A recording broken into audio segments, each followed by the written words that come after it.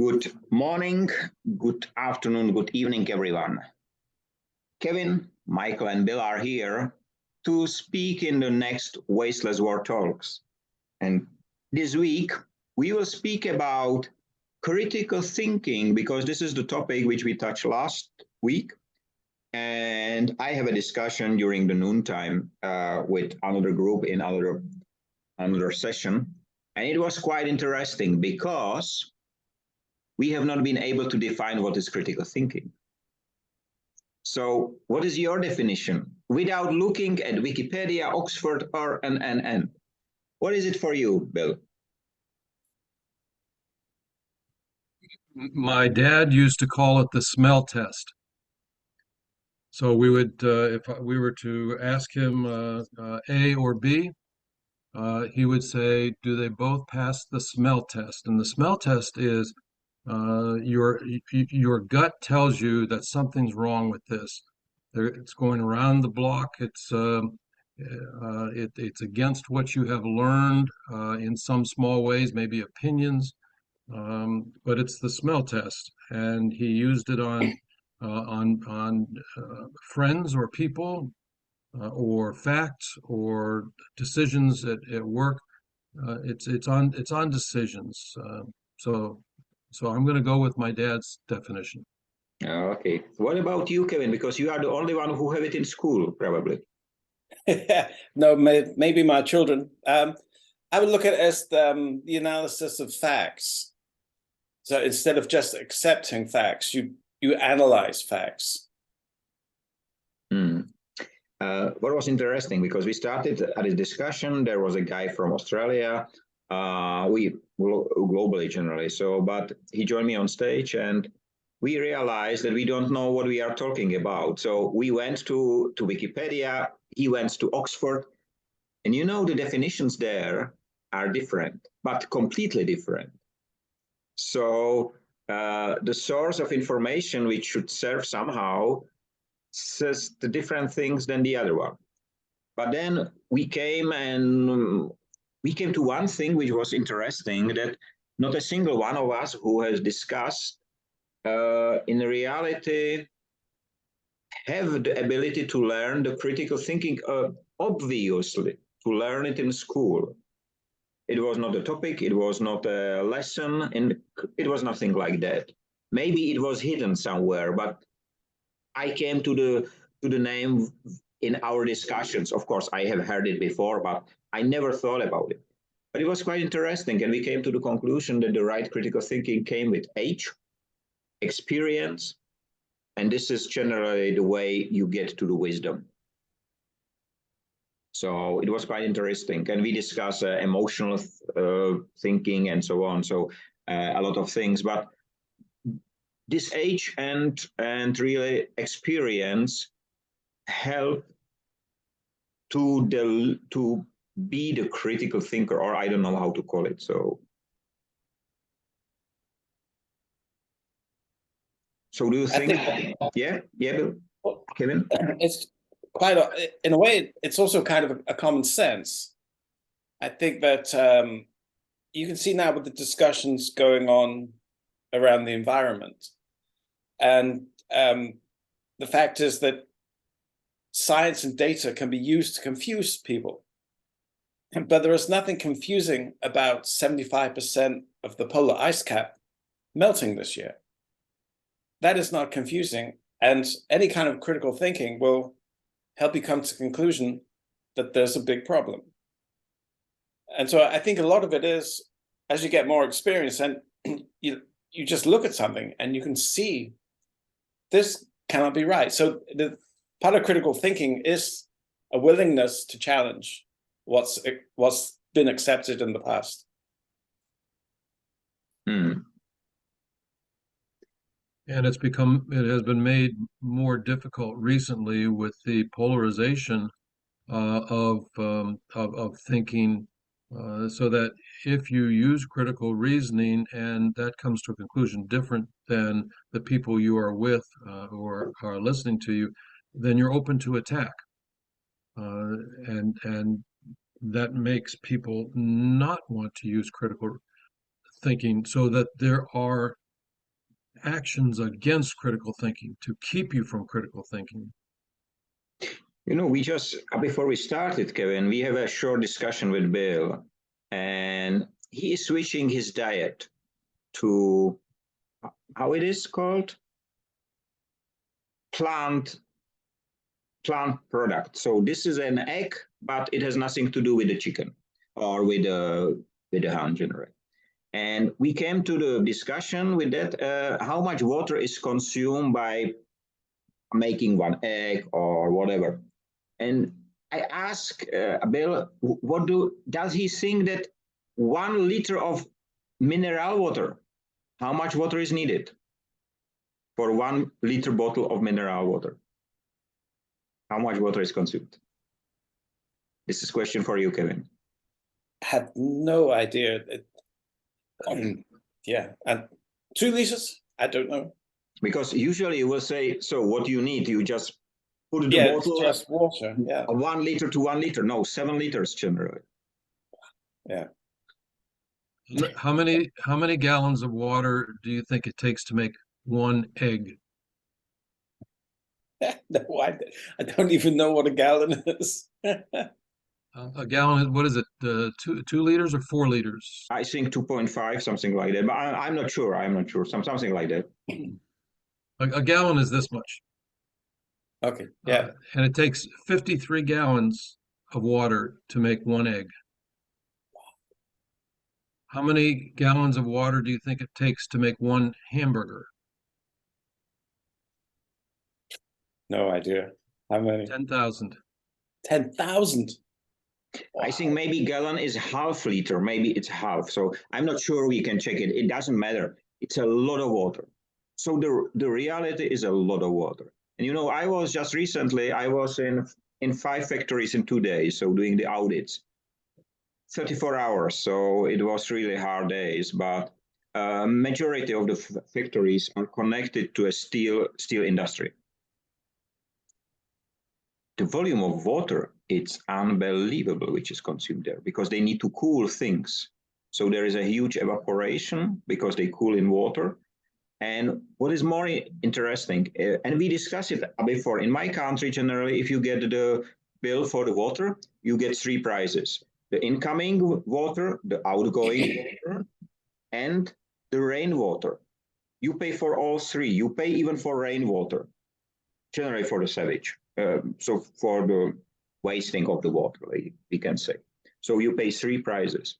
What was interesting that, for example, this water which you receive was less amount, was a smaller amount than the rainwater. And nobody in the factories came to the idea, okay, why shouldn't we use the rainwater and turn it to something which I can cool the steel? Instead, they pay 3 prices. Crazy stuff. And the volume really unbelievable huge. So I hardly can imagine. And this is how we behave. So, and that's generally, what is that? Is it critical thinking which discovered that? Or is it just curiosity that I dig in the topic and finally find out that it's so wrong? What was the reason? It was critical reasoning? I don't know. For me, it was more or less curiosity combined with the generated knowledge over the years, which I have learned where to look and how to look generally. Not where, more how to look, how to understand things. But I never try to put it as a label, as a critical thinking or reasoning. As I said, these words are quite new to me. I have heard them before, but never analyzed before. So,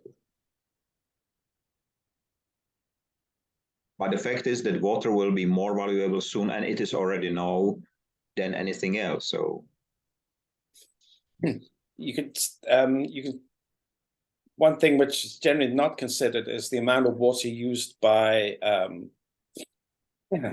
online companies. Not picking on anyone in particular, but a lot of these streaming companies use huge amounts of water. Also, data companies require so much water that they have to put their hubs or their main sites close to these days close to huge reservoirs where they get access to water and hydroelectric power. Is that the use of water is for cooling, Kevin? Yeah, yeah, We have yeah. this discussion a bit with Ellen. Yes, I remember. She said that the new Google server in Holland, I think, should consume as 65,000 city inhabitants, something like that. So it was really a huge consumption. And this is the water which get at the end generally evaporated. So Michael, you were saying that it's how to ask the questions. Um, one of the experiences that I had a number of years ago was in failure analysis and corrective action following that. And the example that I will never leave my mind is when the Challenger spaceship blew up in I think 1986, and doing the failure analysis on that. And you just asking why, and you get an answer, and you say, well, why was that? And you get an answer, and you say, well, why was that? And you just keep digging down. And almost all the time you come up with an answer that it was a system. Uh, um, the system was not oriented, or it's not operator error. It is never operator error, which is usually the first answer that comes up. So it's how to ask the questions, and how to, over time, you develop some intuition as to, okay, we're not at the bottom of that question yet. We need to dig further. That's very interesting, because with this thought, we ended the 1 hour discussion in the morning, because we came to the fact that there is critical thinking generally is about putting the right questions and answering them, of course. And for me, I told you before, the five why, 5 times why, it was a Japanese mantra generally of the management. I hate it because it was so depressing for the people who you are asking. I was in this position when they tried to teach me that. I hate it really. But then when I left the company, I really enjoyed the first time staying on the stage and saying, why should I waste the time of mine and others asking 5 times why when I can ask for the first time the right question? And I think that was the moment when I started to love questioning generally. I love it already before they try to make me dislike it, but I like questions. I like asking and being asked. I really love it. So that's maybe the way how we can teach or bring people closer to the beauty of critical reasoning. Because every question, if you think really deep about it, you have to be critical, because you would like to get the answer on the first shot. And it was interesting. So all the audits and so on, it's really interesting all the time. We work with questions, we ask the questions, we are being asked the questions, and we came to many interesting ideas and so on. So I think there's also something intuitive in the fact that if you're given an answer and it's wrong, that then leads to asking questions. But you must have this feeling that the answer I've been given cannot be right for whatever reason. And then from there, you can begin to ask the questions to prove your intuition, if it's right or wrong in the first place. It was quite interesting because, we all got that feeling that this doesn't make sense. This can't be right, without knowing exactly why. But then the great fun is to poke and prod and find out if you're right or not. And this is exactly what Bill says at the beginning as a memory on his father. This is exactly what you just described. Yeah. So it was there. We just didn't call it critical thinking, but it was there. I think it was there from the very beginning that the right question has been asked. And of course, one of the other reasons is, or indicators is, that if you ask the right questions, you usually somebody will try to silence you in one or the other way, because this is the indicator that you ask the right question. Yeah, if you ask, does the sun really orbit the moon? For a long time, that wasn't the right question to ask, even though they knew the answer. One of the things that I enjoy about questioning is that the answers I get are oftentimes very different from the answers I would have guessed that I was going to get. And it's like talking with the two of you. It makes my brain work. It really surprises me and opens doors. And so questioning helps you learn. If you come back to your school time, no matter which one, have you been ever taught to ask questions? I mean, a lesson how to ask, or I do not remember this. Our teachers don't like any questions. They ask only us, but they never let us ask them. It was not a, and until today, even in a school or on the universities, in my country, it's common. In other countries, maybe not, but in my country, it's common that the children do not ask questions. And when I deliver keynotes, the best situation is not in the US generally. The best situation was in the countries like Philippines, Indonesia. The people has been very open. Even the students have been very open. So even India, some schools, not all of them, open and asking. That was interesting. But in my country, it's generally no questions. Sorry. I remember in and I don't know if it was high school but in growing up, several teachers had the habit of stopping and asking for questions. And if there were no questions, she would say, I know there are questions. No questions? Okay, take out your pencil and paper. We're going to have a quiz. And then she would give us a 10-question quiz, trying to gauge how much we were absorbing, I'm sure. But I hated those quizzes because oftentimes there were no questions because everything was over our head, right? And I can't even, ask a reasonable question, so I keep my hand down. But on several occasions, teachers were, so maybe they teach teachers that little trick. What about you, Kevin? I was thinking along the same lines as Bill. When we were at school, quizzes were really popular.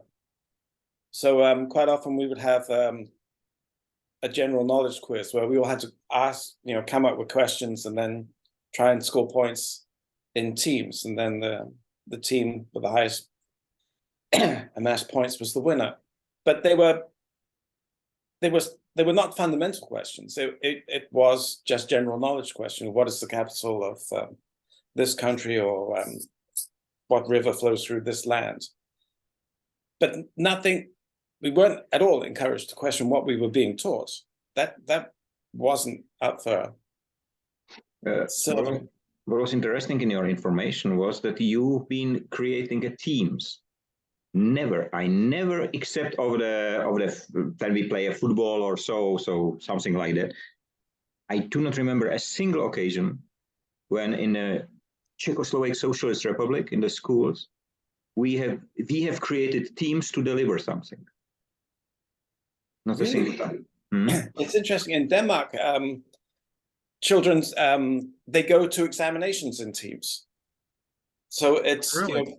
yeah. So it'll be a group of 5 will go together, and their group work is then examined.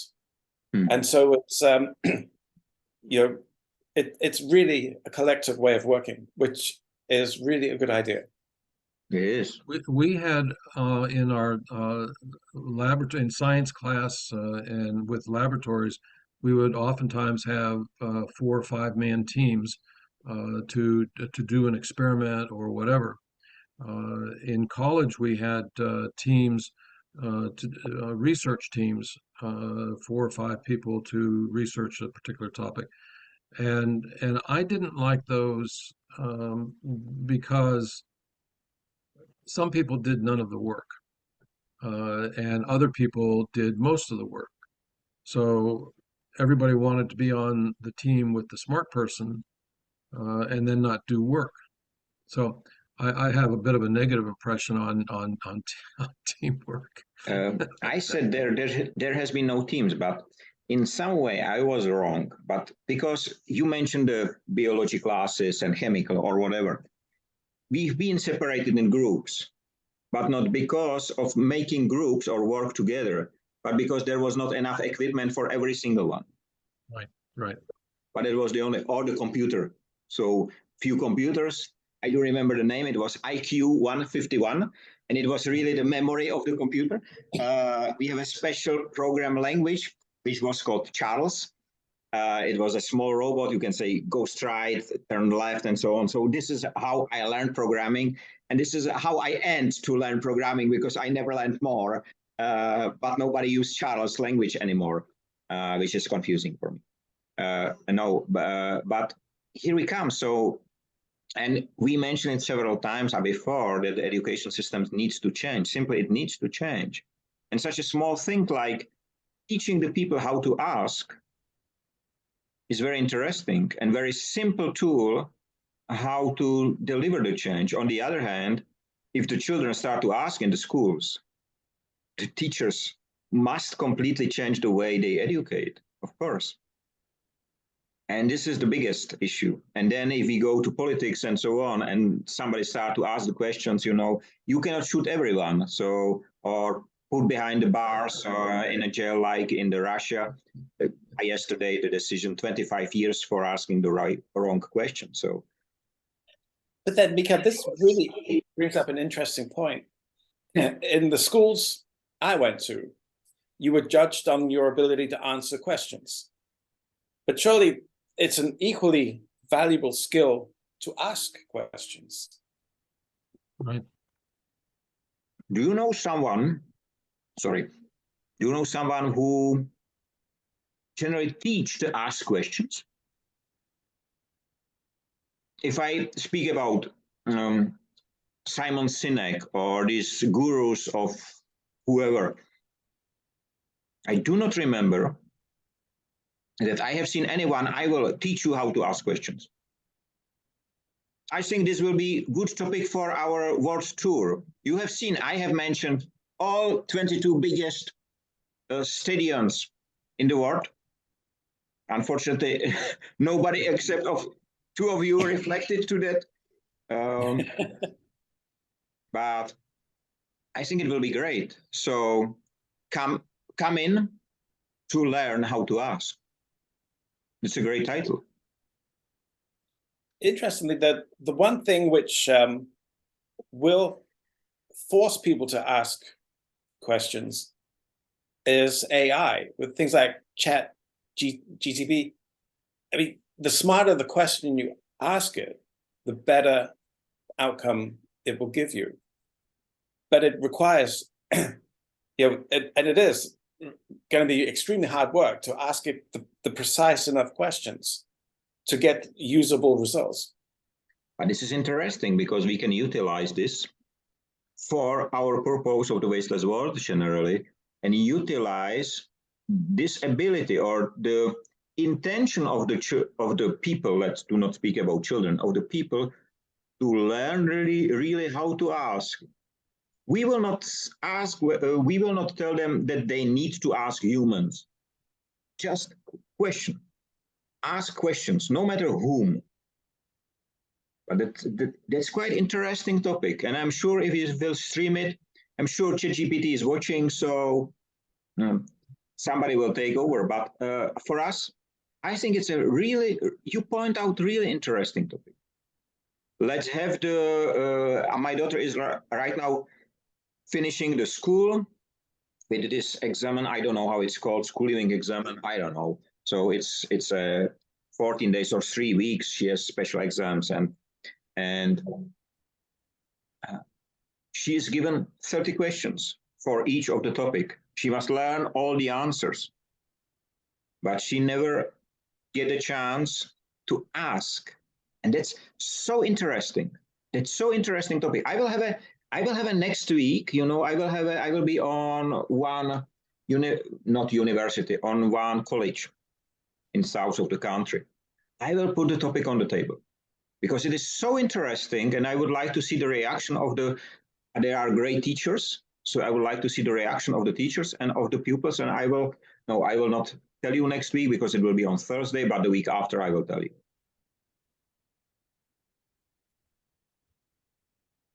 So from critical thinking over critical reasoning to something such a simple like a question.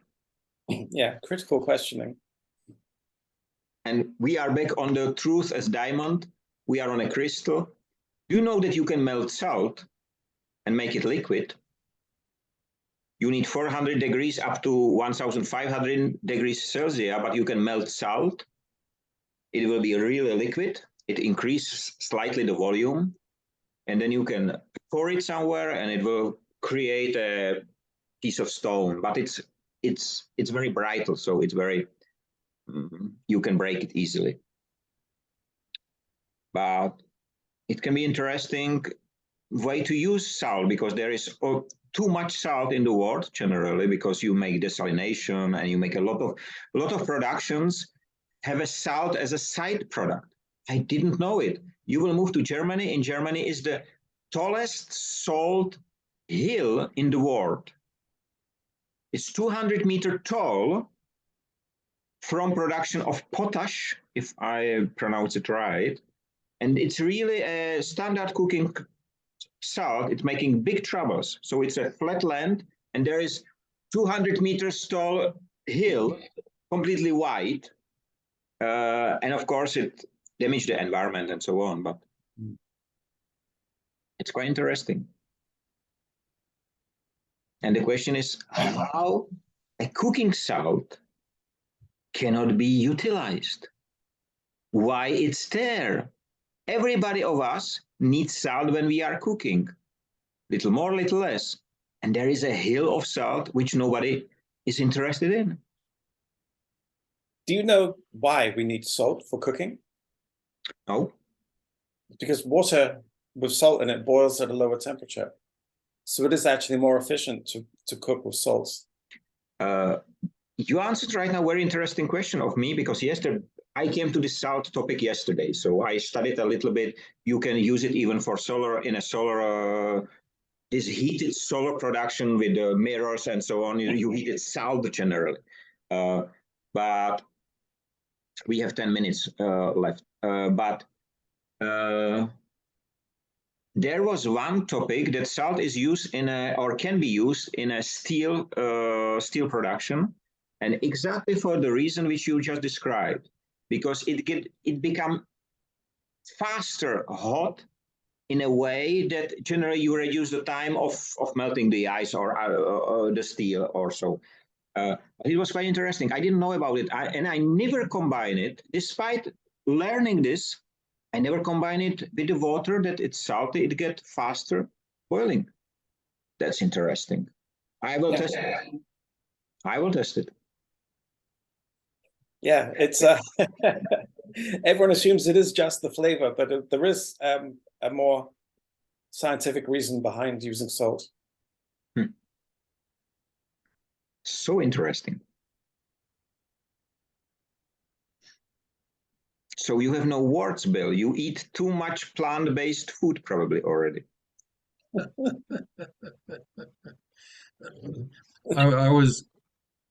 I'm trying to put this critical thinking topic together with the general waste topic, and also together with truth and lies that we talked about last week.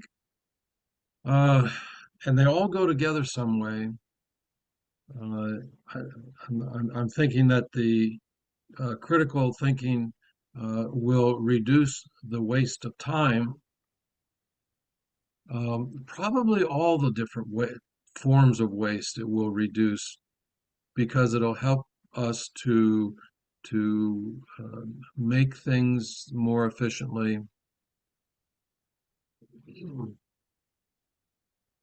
So it probably fits in all the categories. Okay. I just think that we need another term. because the critical thinking exists. Another word, another term. Instead of critical thinking, name it differently. Because right now, if you look for critical thinking, you will get the answers in the big books and encyclopedias and wherever. Everyone is different. So it's even more confusing. And I think maybe we need another name. I think so. And in the U.S., there's a very there's a thought called critical race theory, and it is very polarizing. If you just say critical race, everybody goes to one side of the room or the other. So I agree. A different. I sort of like the word intuition, which has come up a dozen times in the last hour. Intuition based on intuition seasoned with experience and age. I said generally it can be even, it can, I develop word. If there is no word which I can find, I developed one. It doesn't matter. We can call it Bill, for example. It doesn't matter generally. And it's even better if it's a completely new word, like the robot. What? So maybe we have to think about it, because all of us work with language, you much more than me, and maybe we will come with the right word. It must not have any meaning. It's even better if it will not have any meaning. In 1990s, when I made my first website, already at the time, I was looking for a word to name it, which is in none of the languages. And I called the website Kapeto. And Kapeto in Czech language means that something is dropping. So, for example, the water is dropping and so on. So this is Kapeto, you say. And that was interesting. At the time, I found that it exists only in one language. You know in which one? The word Kapeto. If you hear the sound Kapeto, it's in Japanese. And it means carpet, because the Japanese take over a lot of English words and just make it into their vocabulary generally. So carpet in Japanese is kapeto, like carpeto, but they do not have this R, so kapeto. So it was quite interesting. I found a website recently in the Internet Time Machine, so it was quite fun to look back 30 years almost. I think that if we find this new word and or this new phrase and we involve or use intuition, one thing in the definition which is important is that the purer the facts, the better the outcome. Because good thinking relies upon good facts, good input. And part of critical thinking, or this new word, must involve the filtering out of poor facts, of wrong facts, of bad facts, of corrupt facts.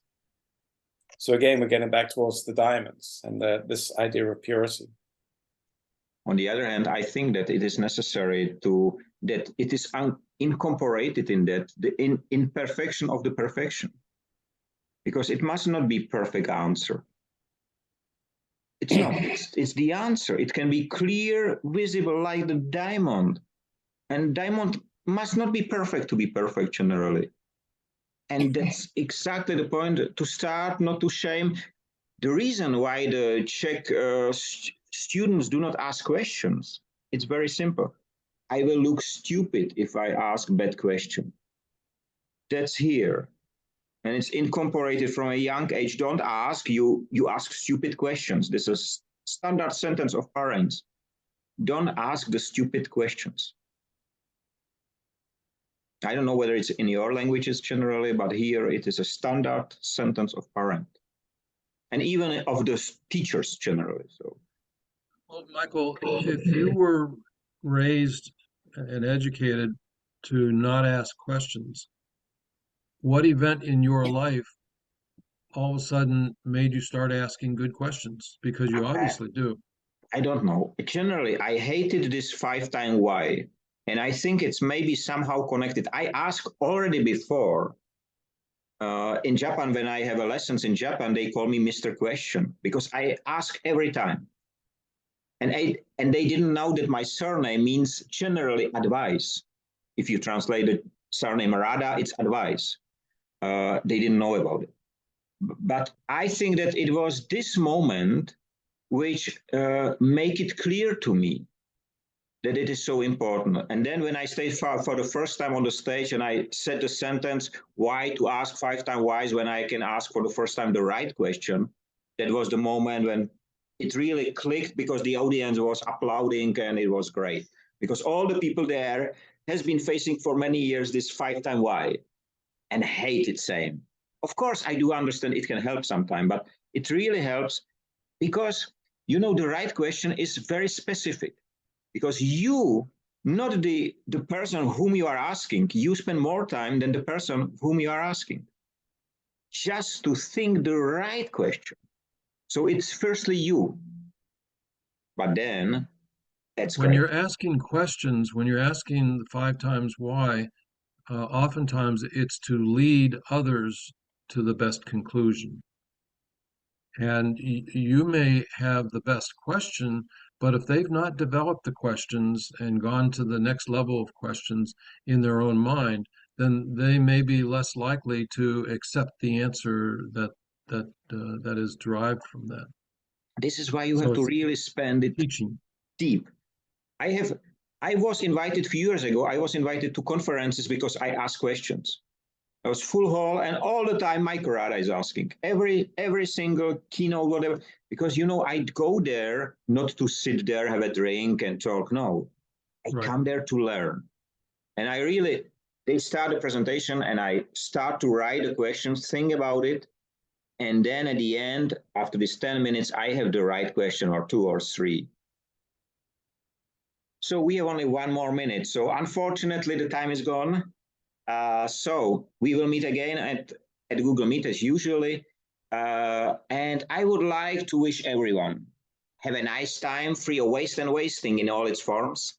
Stay safe, free and visible. And don't forget, ask all the time the right question.